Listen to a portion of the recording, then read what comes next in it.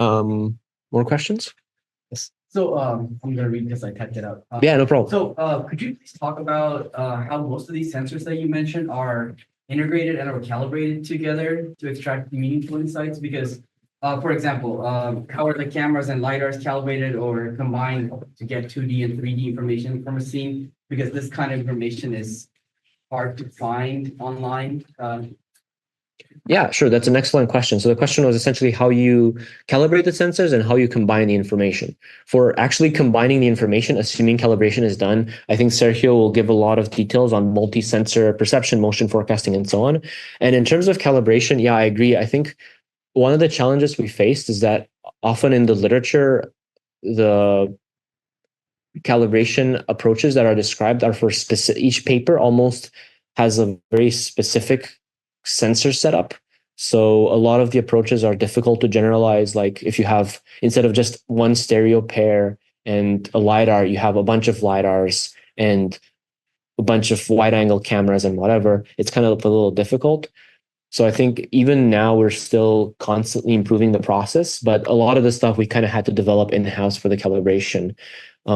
Basic things like figuring out the camera intrinsics is kind of solved, but then jointly calibrating all the sensors is kind of an open problem. And we basically came up with like proprietary software to do that because there was nothing the academic that we could reference or any off-the-shelf solution. Okay, yeah, because like single camera, single LiDAR is kind of easy, but when you have multiple cameras, multiple LiDARs, and then LiDAR to IMU, LiDAR to GPU, GPS, all that is okay. I thought there was like some relevant information that's online or something like that. But if you guys are having a hard time, then it might just, I mean, a hard time. If you guys are developing your own tools, Yeah, then it might be hard.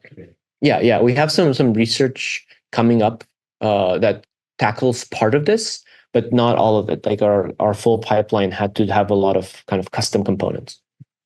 Also, there's a couple of questions on Zoom as well. I'm gonna take a couple of those as well. One of those is about event camera usage, specifically at Waabi. I can't give like specific details about our sensor setup, unfortunately. And there's another question about sound sensor applications. I don't know. Do you have any sound-based perception insights? Is a question about the applications? Yeah. So definitely, for example, one is to be able to hear like a siren from an ambulance, right? Sometimes you can hear the siren before you can actually see the object, or you can see the object maybe far away, but you can still not tell that it's an ambulance and it's active. But if you have microphones, you can tell that.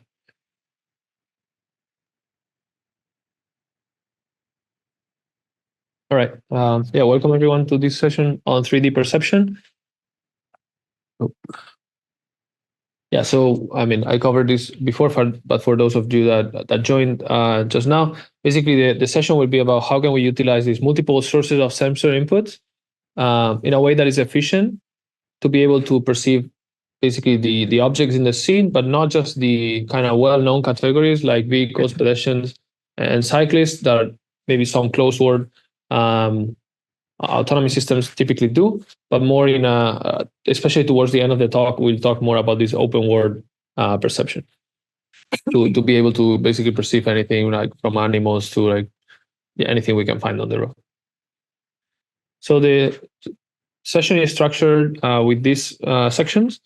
We'll talk a bit about tasks within 3D perception very briefly, then spend quite some time on the input representation and the scene encoding, as well as on the other side, basically, how do we represent the outputs from the perception system and what are like maybe good decoders. We won't get into a lot of detail about any specific model. It would be more like going through the different like input representation, the model and the output representation, but without covering, let's say, one paper in extreme detail, more like trying to understand the different contributions from different papers over time. Then we'll talk about memory. So there's actually not that much work in this area, but I think it's very exciting. Like basically, how do we integrate our knowledge that we build over time in the scene, not just what we are currently perceiving? And finally, yeah, what I was talking about before, more like the open set unknown objects topic. So yeah, let's talk about the task. I guess what everyone is familiar with is 3D object detection. So basically trying to place 3D bounding boxes around the objects of interest in the scene. There's also 3D panoptic segmentation, which is a very interesting task where for every LiDAR point, essentially, we need to be able to tell what's its semantic class as well as the instance it belongs to. So basically, those are two very different types of reasoning. One is more about is it a car or a pedestrian or what is it? What is it? And the other one is a kind of clustering of points for each instance. And finally, something I'm very fond of. We'll talk about 3D occupancy. I think in some data sets, like semantically, this is also known as scene completion, but basically trying to get a complete view of the scene, kind of in a more non-parametric way than object detection. Cool. So let's jump right into input representation and scene encoding. As Andre mentioned, basically, we have different sensors. I mean, I'm missing a lot of them. I'll focus today on LiDAR and camera. Radar is also super important. We talked about microphones too, event cameras, but yeah, we'll keep the presentation to keep it within the time, mostly on LiDAR and camera. And then we'll also discuss the role of high definition maps for perception. So let's start with LiDAR. Yeah, LiDAR is typically the primary sensor in most L4 companies. The reason is that it gives, it's buffering a bit, but it gives basically a really, really good understanding of the scene. You can see there from a bird's eye view, essentially what we are plotting here is all the returns from the LiDAR rays where they stop, and they are aggregated over the Z dimension in ego frame, meaning that basically we are showing here a pixel is occupied if any of the voxels in that pillar essentially is occupied. And you can see, you can get a very dense sort of understanding of the 3D geometry, especially around the vehicle. Farther away, it gets sparser and sparser, of course. So there are multiple representations to represent these point clouds that have all their pros and cons that we'll cover just now. So 3D voxels is what I was talking about. Basically, you create a regular grid and around the scene, and you reason through here. Bird's eye view is what we were showing. So it's essentially 3D voxels, but squashed on the Z dimension. Then we have range view, which is kind of close to how the actual sensor generates or shoots the rays, essentially. So you can think of this as the rays shot from the sensor are plotted in terms of like their depth, for example, in that image. We'll get into more details. And finally, you can also think of it as a point set. Basically, you have this point cloud. Each point is essentially a continuous XYZ, and actually time too, because the rays are casted at different times, like in a spinning LiDAR, for example. Let's talk about voxel grids. So we divide the space into this 3D grid, and then inside each grid cell, we can either reason about occupancy. So basically, is there any point within that voxel? We can also maybe something intermediate would be like some statistics about the points inside the voxel, like the types of the density, maybe the variance within the voxel. And then you can also learn these point features, point set features instead. Like you can basically, for example, run a point net if you're familiar with it in each of the grid cells potentially. And one of the main advantages is that this preserves the 3D metric space. Like this voxelization process actually still reflects the true geometry, I guess, of the scene in 3D without any distortion. And 3D convolutions are really, really good at extracting features for this. I guess more recently, we can use vision transformers as well. Of course, on the downside, the computation and memory grow cubically with this essentially cube-like region of interest that we have. And it doesn't really exploit the sparsity of the sensor. So when I showed the video earlier, you could see it was pretty dense near the vehicle, but very sparse outside. These essentially, will grow cubically. And when we extend to those sparse regions, we're essentially wasting a lot of compute because we are running these 3D convolutions on areas that there's nothing, or at least the sensor couldn't perceive anything. So one kind of optimization is to go from 3D voxel to bird's eye view, is squashing essentially the features on the Z dimension in the ego frame. So basically X moving forward, Y to the side, and then Z upwards from the ego vehicle. We can basically do this top-down projection and consolidate the height features. And one way to do this is point pillar proposed, which is here at the bottom. Essentially, you take all the points within a pillar and you run some form of point extraction, like a point net here, and then that gives you features for that pixel in bird's eye view.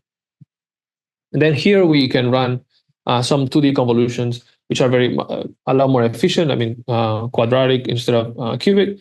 But this still doesn't quite exploit the sparsity of the sensor returns. While there's a lot less sparsity in bird's eye view than in 3D, there's still a lot, as you can see in the top right image there. So yeah, LiDAR is very sparse indeed, especially at range. So how can we make this faster? So one way is these submanifold sparse convolution networks. So a regular 3x3 convolution will diffuse the features over convolutional layers like you see on that left image.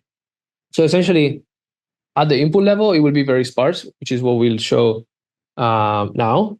And then over convolutional layers, it will get denser and denser because the features basically diffuse according to the receptive field of the CNN. So if we do that, then it's hard to exploit sparsity, right? Because even if you had something that could reason this is occupied or not, it will actually be occupied in the later layer. So at the end, towards the end of the network, everything will be dense. So instead, these submanifold convolutions were sparse convolutions were proposed, where they work as you can see on the right. Essentially, you only apply the 3x3 or whatever is your kernel size filter on areas that are on pixels that are the center of the kernel basically is occupied. So it doesn't diffuse over layers, the features. The features diffuse over, I guess, the adjacent occupied pixels, but they don't diffuse into the unoccupied pixels. So that way the sparsity is preserved throughout the network. One downside with that, though, is that for LiDAR, for example, most of the returns are from the boundaries of the objects, right? Because that's what your array stops at. But detectors typically like to detect from the center of the object.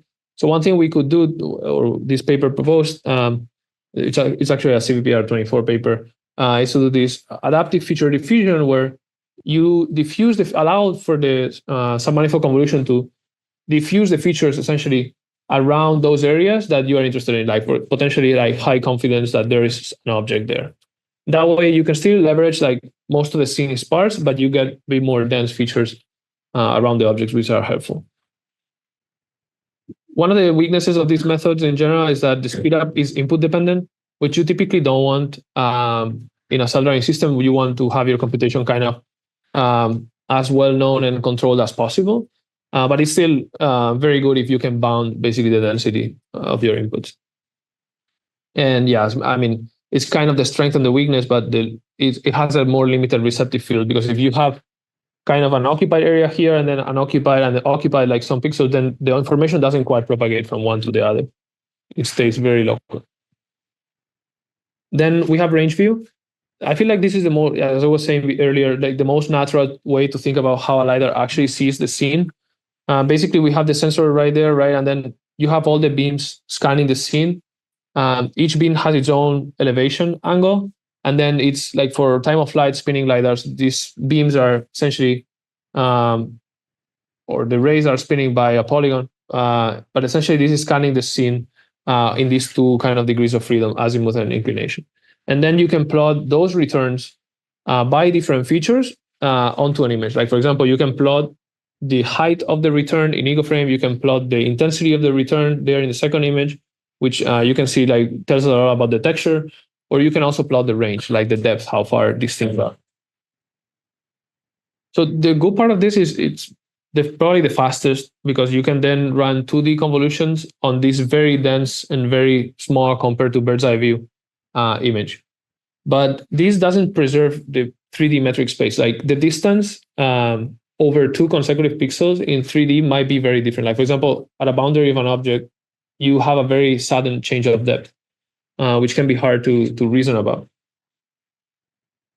Especially, of course, if you want to just do 2D detection, this is fine. But if you want to do 3D detection, which is what we are thinking here, like 3D perception, this is actually harder to reason about. And finally, point sets. So these are unordered sets of 3D points. The features, for example, can be the 3D coordinates themselves, or maybe the 3D coordinates with respect to some neighbors. So the good part of this is the localization accuracy typically of detectors that, for example, use this can be very high, because they have access to kind of the most raw information without like quantization issues, like for example in voxelization. But first of all, it's quite expensive typically because it has a very irregular memory access. And you also, if you something that is typically done in perception is that you run these at different resolutions. Running different resolutions and multi-scale features is useful because basically objects are different sizes, they are farther or closer. So having multiple scales in your reasoning can be helpful to be able to perceive all these different objects. But that is hard to do at the point level. Typically, that's done with this key point subsampling. Like basically, you decide which key points you keep when you do multiple feature scales. But it's actually hard to decide which key points are the best ones. And finally, all these LiDAR representations can be combined. In this work, for example, they fused everything through the point representation. So basically, they have a voxel representation at the top, point representation in the middle, and a range image at the bottom. And you can actually get the best of these different representations by exchanging information between them. So every point basically can be projected to its voxel as well as to the range image, and that way you can interact between the different representations and their features. And let's say finally you wanted to do LiDAR segmentation, which is what this paper is doing. And then you would output, basically make sense to output the kind of final classification from the point features because it's already at the point level, which is the task that you care about. But you are still able to benefit from the reasoning of the other two representations. So yeah, you get basically the best of both worlds as the strength. But of course, this is additional computation. So it's more like if you can afford it based on your hardware and your system, you would do it. Otherwise, you would basically compromise and pick some subset of the representations. Cool. So now we'll move on to camera. Essentially, camera gives you these two-dimensional images, right, with color, as Andre was explaining. But we are interested in 3D perception because, I mean, the world is in 3D and we need to navigate it, and we need to know if our track is like the distance to things and to be able to, plan a safe maneuver. So at some point, essentially, from the 2D image to the 3D output that we want, we'll need to lift, basically lift from 2D to 3D. So we can lift at the input level. Like, for example, trying to convert the image into a point cloud. We'll talk about how. And then we can just do the reasoning in 3D. We can essentially do some reasoning in 2D and try to lift at the feature level. And we can also do all the reasoning in 2D and just output basically our final output in 3D. So we'll start with the 3D lifting at the output level. So what this means is we are running some form of network, like convolutional network potentially, or a VIT on the image. And then we are trying to predict a 3D bounding box from the image. And this is typically actually hard to do. So for example, what this paper was doing, this is many years ago, it was trying to essentially predict key points in 2D. These key points are easier to predict because they are kind of a property of the 2D image. And then based on the key points, basically certain distinctive features of cars in this case, you can try to match it to some template that you have built offline from your data set. And then this template can be mapped directly to 3D. So essentially, you are kind of separating the problem, but instead of doing full regression to 3D, you are regressing these key points in 2D, then doing matching to avoid basically doing the 3D shooting, which is typically the hard part. So this is a simple design. And the good part is we can take a really good off-the-shelf 2D detector, right? And repurpose it by adding this additional kind of head. But typically, this doesn't yield the best performance of the different methods. So, like kind of the opposite side of the spectrum is to lift the 3D, lift to 3D at the input level. So we have the image at the top, and then we can predict a depth map for from the monocular image, which you can see in the second image there. And finally, you can essentially shoot the image into 3D with this depth map, right? Like basically, for each pixel, you know the depth, so you can put it in 3D. And this creates this pseudo LiDAR input, basically. And so the good part is now you have a pseudo LiDAR, so meaning you have a point cloud. So you can take advantage of the quality of 3D detectors. But this is actually quite a bit of overhead in terms of computation, because first you need a depth prediction network, which is, it already does some reasoning, right, to be able to predict depth properly. And then you kind of throw that reasoning apart because you've transformed this into a point cloud, and now you're applying another 3D model. So you need to basically reason from scratch again about everything to try to detect in 3D. So kind of the best middle ground typically is to do this lifting at the feature map level. So let's say you have run some layers of a convolution or VIT model on an image, and you have some basically image features. What you can do is you can predict the depth distribution for every pixel in the image, and you can essentially shoot to 3D the features themselves, not the input, weighted by basically this depth distribution. So you'll shoot many features at different points along the array, and this will land right in different points in 3D space. So you essentially end up with kind of this frustum right from your image of dense features in 3D, or more like a point cloud in 3D, which then you can voxelize and apply, like, do more downstream reasoning. But the good part of this is that you don't need to start that downstream reasoning from scratch. These image features are already very powerful, right? You've already run some processing basically on them, and what you are raycasting is the features themselves, not the geometry. You can do something similar if you have a stereo pair and you have basically left features from the left image and the right image. You can do something similar where you actually first start with your voxel grid, and then for each voxel center, you project it back into the two images, and you grab the features of the like the image features of both and concatenate them. And essentially, that kind of on an intuition level, if the features inside each of the grid cells are similar, that means you are probably at the right depth in that 3D volume, right? Because the two cameras are seeing the same.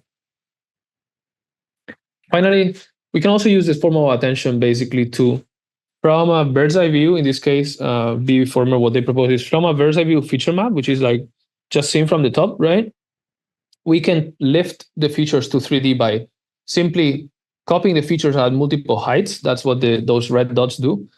And then from each of the those 3D points, we can attend back to the image features on the images that hit basically that 3D point. Like, not all the images will actually see that spot.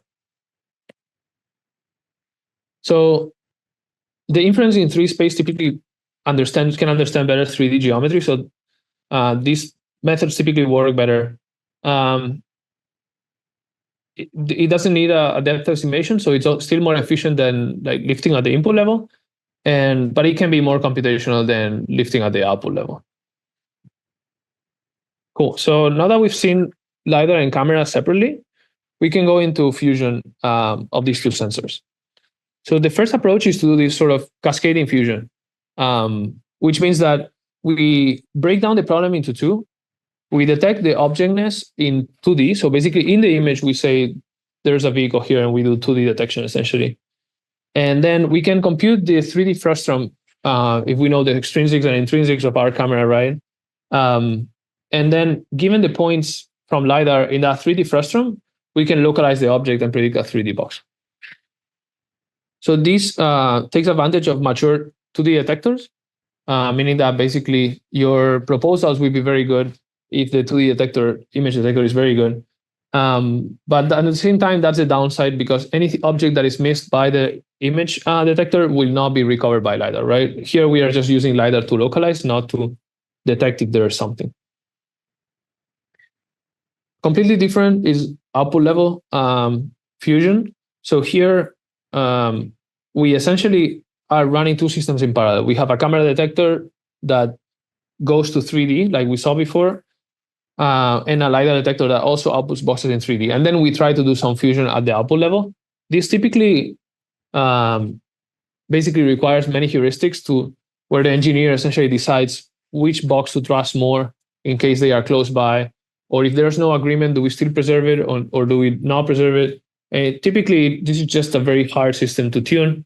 In theory, you could get kind of redundancy from two independent systems, but I think just the tuning and kind of all those heuristics make this hard to work with in practice.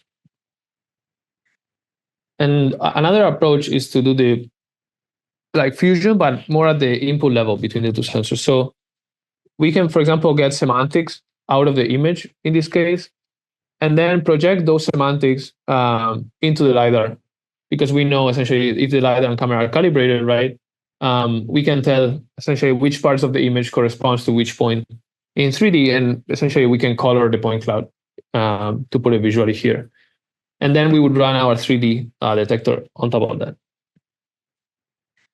So the kind of having all the fusion in one place at the input level allows for a lot of processing, like on the joint information, which is typically a good thing because you do basically all this learned fusion, right?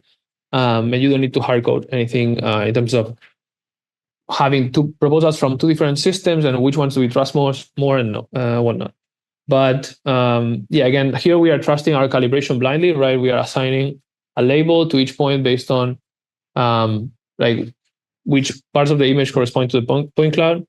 And we also are doing very limited exploitation of the camera data. Like we are running some camera processing, then assigning either features or some class, and then we are giving that to the 3D point cloud, but we don't do any more reasoning in 2D. So maybe somewhere also like a more of a sweet spot is this feature level fusion of camera and LiDAR, like proposed by here BV Fusion. Oh, I just noticed like a lot of the citations, I guess, are getting broken down here at the bottom, but I think it's the projector, but they will. Yeah, only the projector. Yeah, they will look good in the recording. Yeah, they do in the recording. Yeah, so sorry about that, but if you need some of the reference, you will be able to refer it back once it's online. But yeah, here we're showing the diagram of BB Fusion. Basically, there's a LiDAR point cloud, which we run a LiDAR encoder, basically a point cloud encoder. And we can get these 3D voxel features, right? Then we can flatten them in bird's eye view. And we can do something similar as we saw earlier with the image. We can use the frustum of the image and a predicted depth distribution to shoot the camera features into 3D. Then once we have the camera features in 3D, we can also flatten it into bird's eye view. And at that point, we have the LiDAR bird's eye view features and the camera features in the same space. In bird's eye view, we can simply concatenate them along the channel dimension and run basically this bird's eye view encoder to do any bird's eye view task that can essentially use the two modalities. And it doesn't, if you think about the calibration requirements here, they're a bit lower. You still need to know, like you still need to have a decent calibration. So like when you shoot to 3D, the image features, they are kind of at the right spot, but we are still gonna run a lot more processing on that 3D volume after fusion, which means that if they are slightly off, let's say a couple of pixels off, or yeah, like something reasonable, that fusion network can still essentially fix those calibration issues and understand what are corresponding features between LiDAR and camera. But of course, this needs more computational and memory footprint than or memory than some of the other approaches I just talked about. Cool. We'll get now into the final part of this kind of input representations and fusion and see how we can leverage high definition maps. So one of the interesting things that high definition map provides is this ground height. So essentially it tells you, it's a layer that you can think of it as in bird's eye view, where you can essentially query what's the height of the ground at any point in 3D. And this ground height can be either built offline or online. For example, if we want a plane to simplify things, depends on the application here, the OD, like the operational domain of every robot. But if you want a plane, you can apply RANSAC maybe to the point cloud. Otherwise, we can just have some non-parametric shape, like just a raster, where we encode the height of every of the ground. And then we can essentially, if we are doing this online, you can think of, for example, your 3D point cloud in bird's eye view, and you have some fully convolutional network predicting like the height, right? And finally, maybe this is the most interesting one. Once you have the height, let's say we have this like sloped road with a change in elevation. In the point cloud, if you didn't do anything with the map, that would look like basically it will have a high variance in Z, right? The point distribution. But now you can use the ground and actually essentially subtract the ground height from the point cloud, and it will look like the ground is flat now, right? You've basically now your Z dimension now is the height above the ground of the points. That's what we are doing in that image. And then when you voxelize, first of all, you need a much smaller voxel size because you don't need to cover as much range in 3D. What we care is things that are on the ground, on the road. But it's not just the computation. It's also like it's much easier to learn on this space because basically the distribution over Z is much more, has a lot less variance over training examples or over examples in general. So this will help detection. Of course, the downside is that we cannot always use this. Like sometimes the map changes, or and then we need to basically update. Typically, the map doesn't change too much in terms of its geometry, like the ground height, unless they are doing some major remodelation. But it's something to still look out for. Another important piece of information that the map provides is these kind of more semantic rasters that you can build. So these maps typically contain semantic information, geometric information about the lanes. You can see those in colors there, like for example, color representing the direction of traffic of that lane. So that's a huge prior for perception, right? Like you can know if you expect to see a vehicle in that direction, in that area. That doesn't mean that there cannot be a vehicle like in the completely the opposite direction, right? But this can help the system kind of with some priors. And the fusion can be really simple with these rasters. You can basically raster in bird's eye view, run a CNN, and you get bird's eye view features. We've already seen how to fuse, like for example, concatenating those two modalities. So it's very easy to implement. The fusion is very simple, but still pretty effective. Of course, this has lossy rendering. Like you need to basically build this raster, and if you're using convolutional neural networks, it will have basically a limited receptive field, which for perception I think is fine. In the next session, when we talk about forecasting, we'll see that we want a pretty large receptive field to reason about like long horizons temporally. And probably the most used today is these lane graphs. So we can represent each of the lanes as a sequence of vectors, and we can do the same, for example, for tracks of the objects. And then they all live in this vector space, which is sparse, which is great for computation. And we can apply graph neural networks with transformers on it, which are perfect, essentially sequence-to-sequence models. And here is very easy to achieve a large receptive field. You just need to, for example, have skip connections, right, that connect. Like it's all about the adjacency matrix, basically, that you are using in that, the connectivity in that graph that you are building. These have been shown to be very parameter efficient, and it's a very natural fusion at the object level. It's not so natural with the sensor level, which we'll see some work later. And typically, there's a lot of kind of handcrafted features in terms of what do we connect to what, like is this lane connected to its neighbor, if there's a solid line or a double line, like that type of feature engineering to basically bake in priors. Cool. So now we'll switch to the second part of the presentation. I think I need to accelerate a little. Basically, so we were talking before, this is a very well-known representation, right? We want to output these 3D bounding boxes around objects. It's very interpretable, but it's also a very coarse shape, like it's just a bounding box compared to the actual shape of the object. It doesn't typically propagate uncertainty very well, right? You output this box, and typically you output a confidence about how confident you are on that estimation. But if it's not that box, you are also not saying what else could it be. So it's not a great form of uncertainty for downstream. And typically there's a lot of post-processing that goes into these detectors to make them work really, really well, like non-maximum suppression, for example. So there's kind of two frameworks at a high level. I'll just keep it very high level here. Essentially, one stage just means that from the features that we've been talking about, that we've extracted from the scene, you just have one-shot, basically, detection based on, let's say, dense convolutions that output this layer that has all the classification, like the scores as well as the regressions. So basically, you can build the bounding box from it. And two-stage is similar in like it first does this. This gives you object proposals, but then these object proposals can go through some more reasoning, like for example, a transformer decoder, where you are looking at the interaction between the different boxes, and you can attend from these boxes to the sensor data again and try to do a bit more reasoning to basically refine these detections. I'm going to skip these ones because they just talk about kind of that, but in slightly more detail. But yeah, and then we get into how to train it. So we have a system that outputs these bounding boxes, right? We can there are kind of two paradigms. There's this more heat map based loss, which means that you are assigning essentially the ground truth to the inputs. So let's say there's that object, and then we are telling these are the pixels responsible for detecting that object. Let's say the center pixels, right? That's the heat map that you see there around the vehicle.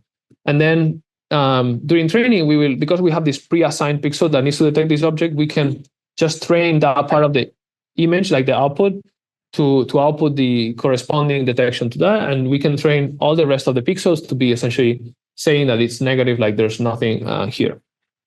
And the other way is this matching base loss, which was made popular by Dieter paper a few years ago. And essentially what it means is that you don't do any assignment from labels to inputs. You instead have your detector, you output the different bounding boxes, and then you have a set of bounding boxes that you detected and a set of bounding boxes that basically have labels. And then you have this cost function between the two, basically a pair of a detection and a ground truth that defines how good a match it is between the two.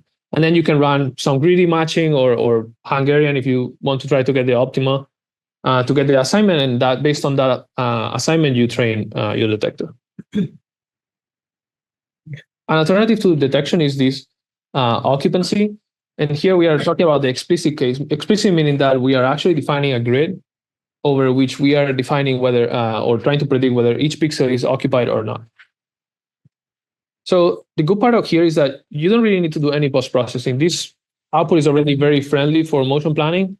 So you can basically tell, it can propagate a lot better sort of the uncertainty, right? Like if you're uncertain if some pixel is occupied, that can just be a scalar between 0 to 1.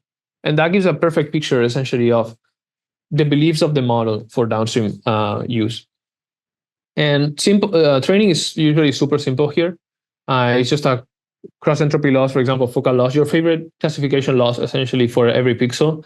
And it can capture any shape, right? Like for example, here we've put that large object and it could be even articulated, and you'll just see like different pixels being occupied. There's no constraint basically about being a bounding box.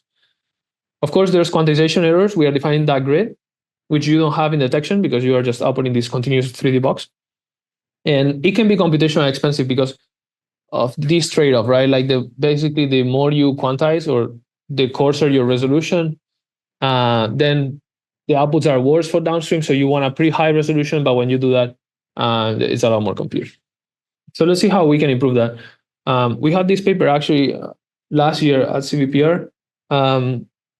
Instead of representing the occupancy as an explicit grid, we can represent it as an implicit function. And essentially what you are doing here is you are querying a continuous X, Y, and time location. I'll get at the time in a second why. And then the implicit model is essentially spitting out whether you think like the probability that at that point is occupied. And now what you can do is you don't need to query this model on a grid. You can query this model on, for example, the trajectories that you are considering for planning. Or you could even have multiple stages, like you query first on certain points, and then based on that, you can query that further, maybe at a finer resolution in areas that you are more interested in. And the time is important here because, as I was talking before, the sensor is actually a continuous stream. Like all the LiDAR points that we are showing that image did not come at the same time. And typically, for example, if you are training this in a supervised manner with bounding boxes, those bounding boxes that you annotated are also not representative of the world at the same time. They are each of them representative of the time that the sensor hit that object, right? With the rays. So essentially, there's a small time. This is especially important for highway where there are high speeds and things are moving very fast. You want to consider that time in your model. And essentially, if you are thinking about how to actually use this, you could query at a constant time to get a basically constant representation of the word. But when you are training this model, you can query it at different times, basically according to the different times of the objects in the scene.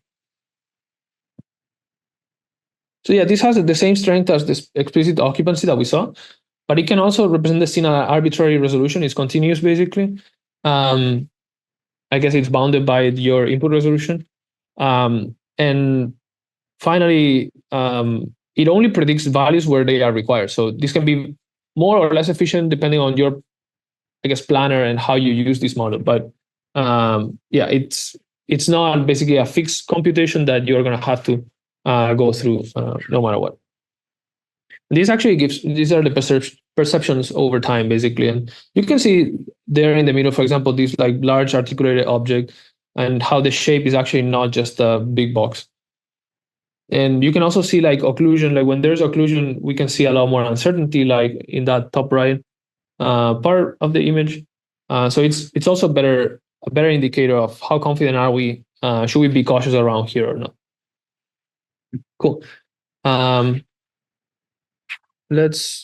What do we have about, is it 7 more minutes or so? Just keep going. Okay. Okay. Yeah, let's talk a bit about memory. So essentially everything I've talked so far is kind of aggregating sensor data, either the last frame only or a very short, basically sequence of data. Like for example, you can aggregate LiDAR for the last second or so, or half a second, but you can really not do that much longer, just because it will take a lot of processing to do that every time. So the long-term memory basically allows you to accumulate sensor evidence. Like here we are on the left, you can see how a vehicle looks in a single frame versus how it looks if you aggregate the 146 frames, basically over a log, let's say a 15-second log at 10 hertz.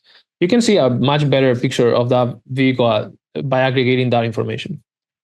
And you can, of course, also be able to reason through occlusion if you have memory, which you cannot if you don't. Like, for example, in that case, at some point, the pedestrian is occluded behind the pickup truck. The typical way this is done in kind of a traditional autonomy is just through tracking. So you essentially have some hard association with some state estimation. So you had some trucks up to now of your belief of the object trajectories, and then you can try to extrapolate basically based on their motion. And if that extrapolation agrees with your detection, then you are more confident that that object is actually there. And also the other way around. Like if you detected something that is not in the memory, you will maybe downweight it a little bit. And if you have something in the detector that is not in the memory, you can basically birth a new track. I think it's, sorry, I just repeated the same, but basically the tracks can die as well. Like if we have something in the track that is not anymore in the detection, then we will downweight it, and over time it might die. Like it just will go to basically very low confidence. Yeah, this gives something like this where you can basically track instances over time. But although it's very interpretable, which is the good part, it's very handcrafted. It takes a lot of tuning typically, and it's restricted to object level information. You cannot really kind of reason about the whole scene, including the background, over time. This is similar, but maybe a little bit more learned, is this object level feature memory that has been, there are a few more works recently. Essentially, you, instead of trying to track and associate the instances one-to-one from frame to frame, you just kind of bring the previous outputs to the input of the next cycle of autonomy. So essentially, you provide the new perception model, like the current perception inference, with the outputs from the past, even if they don't need to be associated in any way. So this is a lot more flexible than tracking, but it's also more compute, I guess, depending on how you are dealing with your previous inputs, how long you are accumulating, those could get big. Still restricted to object level information. So let's see what can be better than that. So we can also have a scene level feature memory. The idea here is that from your previous perception, you can use the dense feature maps, let's say at some point within the network. Here, we are going from the input, then backbone, and basically at that level, we call the memory. So that's what we call our memory, which is basically just one of the feature maps in our network. Then that feature map can be passed into this fusion layer at the next time step. So essentially we are, the advantage of doing this late to early fusion is that you use more processing from your previous frame and you feed it very early on your next frame, which means that you can still use all the processing of your current inference to process these inputs. This is what you kind of get when you aggregate over time. This is principal component analysis over the features of the memory. And you can see how they get very dense and very, very semantic. You can see the trees in red. These are not labels. These are just PCA over the features. So this is what the model is learning. And I don't know if you will play, but yeah. So typically, basically, this is how a LiDAR actually works and how it's seeing the scene. And you can, by having this memory, you can actually do this packet level reasoning instead of reasoning at a chunk, kind of a full scan. And the reason is that now we can leverage all this compute that we've already done with this memory that we have, and then we can just reason about this kind of new update, right? New sector of information that we have, and we can update the memory with that. And from there, output detection is kind of at the scene level. This can basically help with latency. By detecting a lot faster. Awesome. And yeah, now we got to the last part of the presentation for this section. We'll talk about unknowns. So I showed this video in the introduction, but maybe for those that joined after, essentially we were driving in Texas with our trucks, and we found we found some couch in the middle of the road, just sitting there. So this is the type of thing that we are going to cover now. How can we perceive this kind of more out of distribution, and maybe these examples don't fit as well like the traditional classes. So one approach is to try to do this open set instance segmentation by clustering, essentially. And what we are doing here is we are projecting the LiDAR points into some category agnostic embedding space, and then you can think of just basically clustering on this embedding space at inference time to put things together that belong to the same instance, and that we don't really know what they are, but we know they are something that essentially moves together or belongs together. We can also try to do unsupervised object detection. And one approach that we proposed last year was basically to first do point clustering, and then also use ground priors to kind of understand what is a likely object, like a likely cluster. Then we can train an object detector with these pseudo labels. And if it's a convolutional neural network, we can actually then run it on this clustering typically is only good when you have very dense points, which is only near range. But you can still extrapolate to basically long range by using the equivariance of CNNs. So now you run your convolutional network that you've trained on short range, on long range. You get pseudo labels for long range now.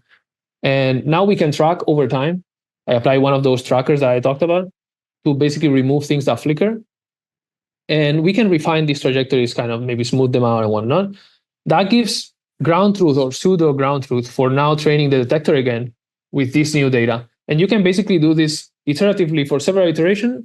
And the model converges to something like on the right, where we are able to track pretty well without ever seeing any label for those objects. A similar idea can be extended and used along with a language model for open vocabulary detection. So how this works is that first you build this unsupervised multimodal auto labeling at the bottom. And this works very similar to the approach that I just talked about, where you essentially leverage clustering and tracking and some other, basically to build this offline model that can give you pseudo labels of where things are in the world. And now we are pairing that with a VLM, vision language model, that already has aligned embeddings between camera, images, and text. So what that means is that if we say, let's say, red car on the text, that will look similar to the features that you see on the image on the red car, the pixel of the red car. And this VLM can be frozen, as indicated by those snow symbols there. And then what we can do is we can now push during training the features of the point cloud that belong to those objects close to the embedding of that meaning in language and in image. And we can also train this 3D detector at the top, which is the part that will keep our inference, to have those embeddings from LiDAR only, as well as basically predict the bounding boxes. And then at inference, the whole VLM kind of goes away. We just keep the text encoder, and then we can query for any category that we care, that any word that we care. And by checking the alignment, let's say like cosine similarity, by checking the alignment between the text embeddings and the pointwise features, now we can tell which points belong to which category. And this can give you something like what you see on the right. When you query for a bulldozer, like the points in red are the ones that are firing by having a similar embedding. And then you are also getting this bounding box. So by basically, you can look at how many points are inside the bounding box that belong to this thing that you queried, like a bulldozer or stop sign, and then you can reason about what that instance is. And here we didn't use any labels really, aside from, I guess, everything that was used to pre-train this visual language model that we used to train. Cool. And the very last thing I wanted to cover is this self-supervised occupancy. So this is the video, the same work that I showed at the very beginning in the intro. So here we are reasoning about what parts of the scene are occupied, and we show that we basically can do this from LiDAR points alone without any labels. So I'll skip this one and just get directly to the core idea. Essentially, when you get a LiDAR array, what you can essentially is a sparse proxy for what's occupied and what's unoccupied in the scene. The green part of the ray here, we can consider it unoccupied. Otherwise, the ray would have stopped earlier. And the red part, we can consider occupied.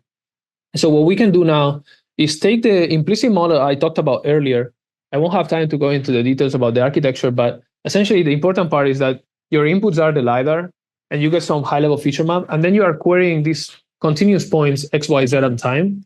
And for every continuous point, the output will be essentially the probability of occupancy. And because the rays are continuous, like I was talking earlier, and we can use this as a proxy for occupied and unoccupied, we can train essentially on these labels by querying of different occupancies along the ray and balancing our positive and negative queries during training.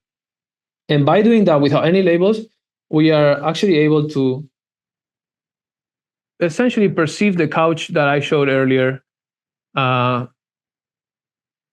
pretty far away. Yeah, so here you can see essentially on the left, hopefully, yeah, it's maybe I can try to stop it.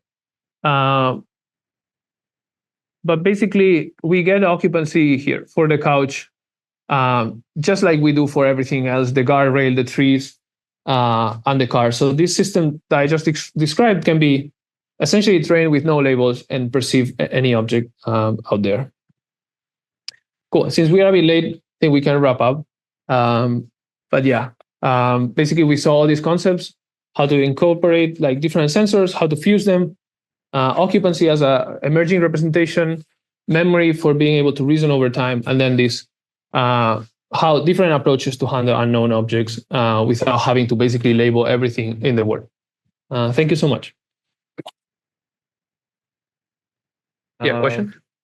So, any challenges like when you combine multiple cameras, like multiple views, like robustness, I think in the format they do some analysis of that and they're able to get robustness. So can you make comments on robustness in like light perturbations and extreme calibration? And then one more thing, how to apply strong augmentations, right? In this kind of setup, multi-view. Yeah. So I mean, I actually not familiar. I mean, I'm familiar with the VFormer work, but I don't remember the exact results from that study. But I'll take a look again.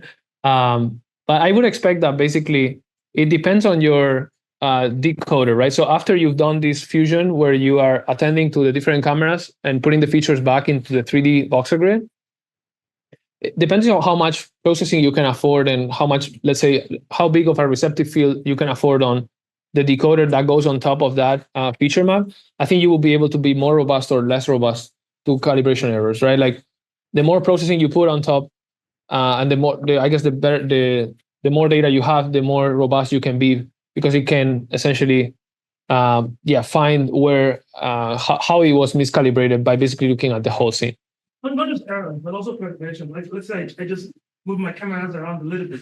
Yeah, or even vibrations, like on the truck, like the sensor can vibrate a lot. Yeah, so that calibration error cannot be just like a constant, right? It can be changing over time. Yeah, and yeah, then coming back to the augmentations, I think that's the good part, right? Right, during training we can play with it and know kind of what will be our deployment noise in terms of like those perturbations, and we can add that as noise, like for example, like yeah, some Gaussian noise, or I don't know what would be the best type of noise. Random crops. That's important. Yeah, like you also want to be robust to like even camera dropped, and yeah. Great question. So you started with LiDAR. Let's say you can use some sparse models for LiDAR. However, like at the end, when you say you want to fuse camera data with LiDAR data, you come to a feature which is kind of dense. I'm wondering, have you thought about, is there any way you do sensor fusion while still keep this sparse? Yeah, that's a great question. I actually was thinking about it yesterday too when I was making the slides or finishing the slides. I think there's little work on that. It's a very promising avenue for sure. I guess there's nothing preventing you from shooting sparse features instead of dense features from camera.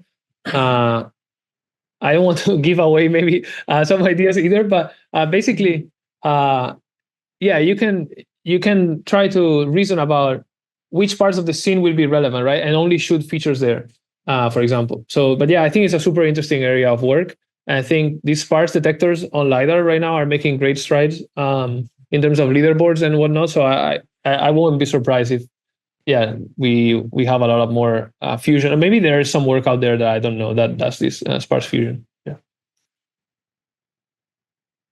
Again, great presentation. My first question is, okay, for instance, instead of the couch, let's say you have like a piece of maybe like a plant, right? So the truck will easily run over it. Does your setup have the ability to decide, okay, this is a light object, I can run over it, or instead you have to get out of the way?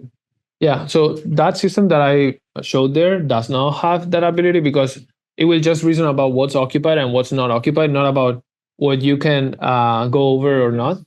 So I think there are many ways, kind of in an unsupervised way. It would be interesting to try to model the physical properties, right, of like density, like you were talking, like weight, by how they move. But I think those are all unexplored areas.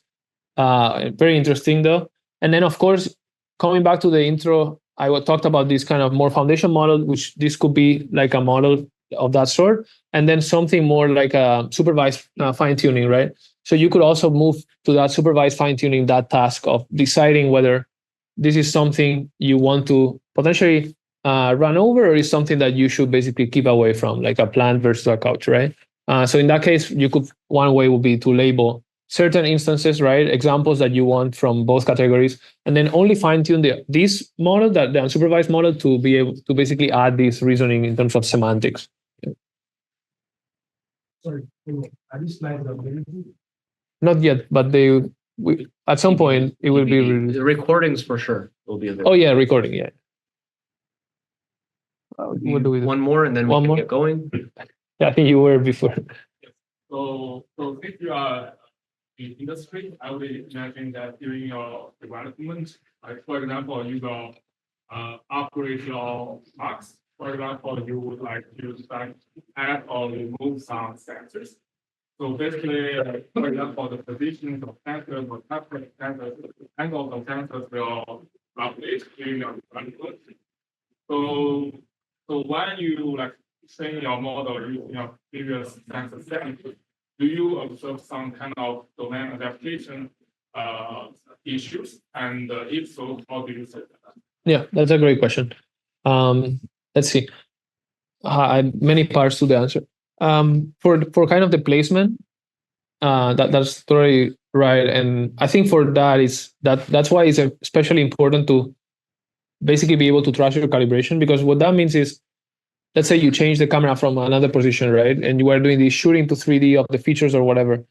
As long as your calibration, the new calibration, is now correct or close to the true one, then I think the model will generalize a lot better than a model that, for example, assumed no calibration and no knowledge about the input placement, right? And had to figure out what's going on between these different two images. So I think that's one way to deal with it is, yeah, just use your extrinsics and intrinsics properly in the model. Now, you still might change the actual sensor, right? And that is a bigger domain gap, I guess. For that one, we can leverage. So we rely a lot on our simulator too. So we simulate all these sensor data, and we can generate data that we can use for training. And that's one way we use a lot to basically bypass this domain gap when we change and we are still acquiring data. I think it's very important also to keep using your previous data from previous sensor rigs, unless it's like totally different, because it's hard to build these data sets over time of interesting events, right? So you definitely want to leverage them. So keeping the training flexible to essentially be able to train with different sensor rigs, it's important. Yeah. Thank you.